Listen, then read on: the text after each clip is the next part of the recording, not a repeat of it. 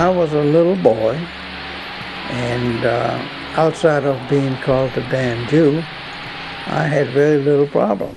The swimming pool where we used to swim had a nice big sign put on it, Jews forbidden. We were very intimidated by all of these anti-Semitic signs on billboards and on the streets everywhere. I went to our synagogue, which was about a block or so away from our house. We saw that there were hoodlums rushing in and out of the synagogue, and they were looting the place, and they were trying to set it on fire. That was the only topic of conversation around the table, because every day something new happened to somebody else. This person got beaten up, and this person's store got closed down. We were gradually ostracized from the local community.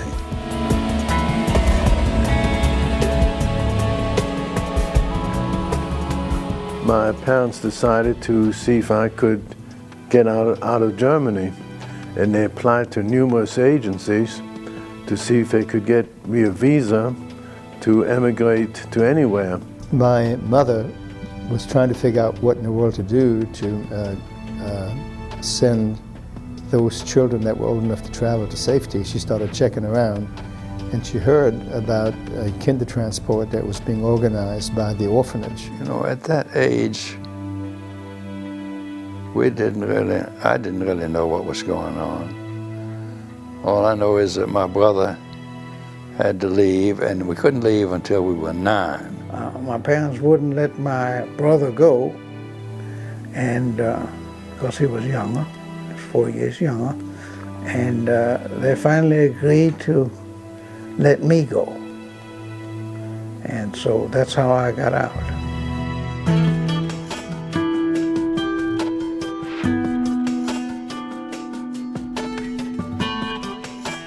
I was just 9 years old because I left in June of 1937. It was a mixture of sadness and adventure.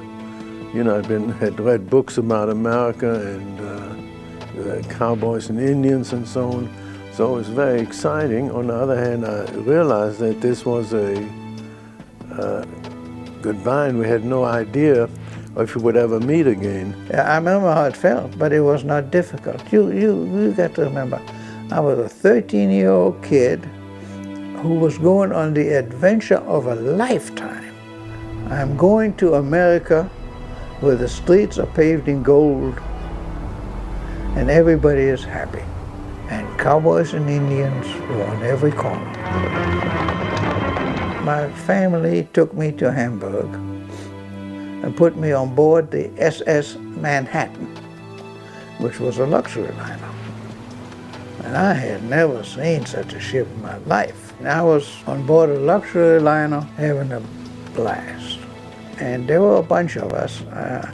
I don't remember how many, and I don't remember any of the other kids. And I don't even remember the lady that took care of us. When we left, I was looking out of the window, and they got smaller and smaller.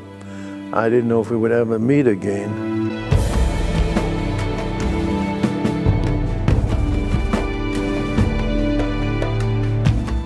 One day, one of my letters came to return. It said address unknown, and that's how I found out that my mother had passed away.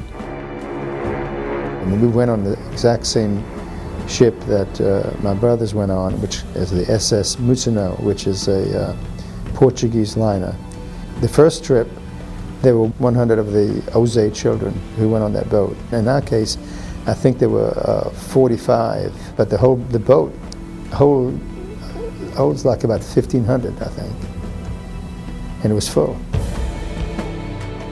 So when we landed in New York and saw the Statue of Liberty, it was one of the most emotional events in my life. And you just cannot imagine. I had heard a little about it.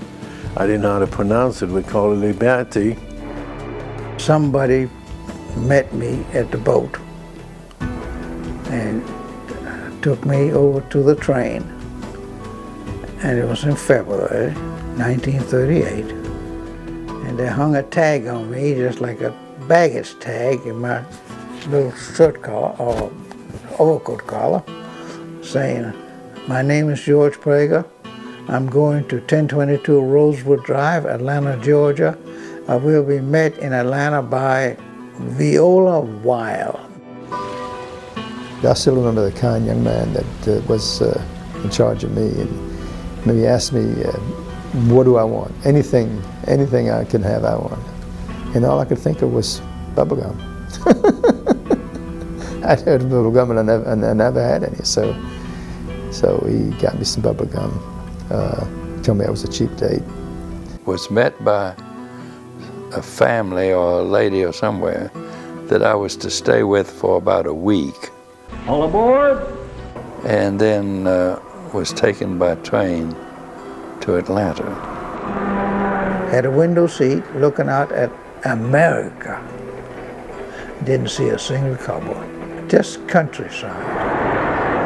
I had some anticipations when I got here. I truly was expecting to see the streets paved in gold, which didn't happen.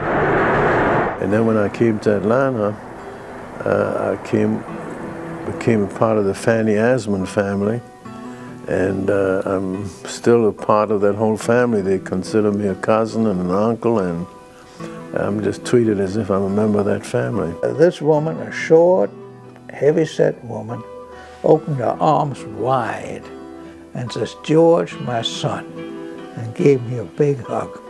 The Martells took me on a temporary basis, and being that the charming child that I was, they decided to keep me. And let's face it, they did something that I would find very, very hard to do. Take a teenager and raise them through high school. But they did. And until they died, we were family.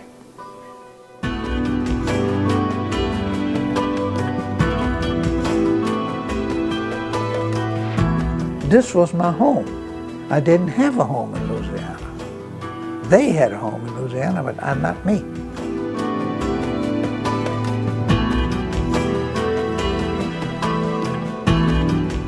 The old man comes out of his room in his BVDs,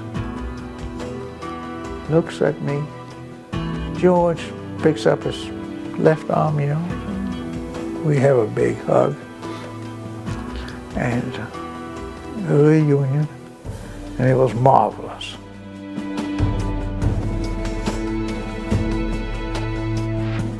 And we met them at the bus station, and you would think that these two boys and their parents would jump in each other's arms.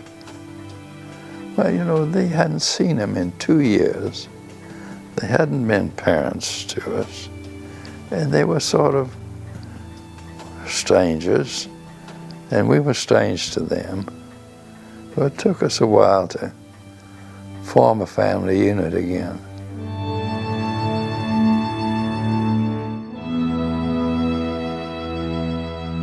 It was an interesting feeling, finally finding out that, that you were in fact orphaned, but never really having a nurturing parent, somebody that you knew you could rely on,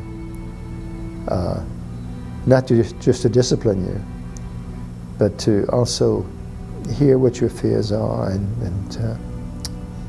live through your travails.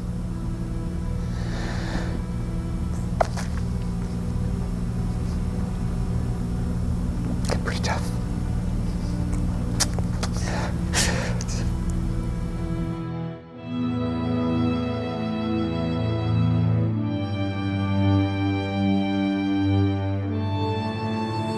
I had a horseshoe in each hip pocket and 2 of them around my neck. I just felt lucky. One of the most important things that happened to me really was my realization that Judaism is something that's really quite important to me.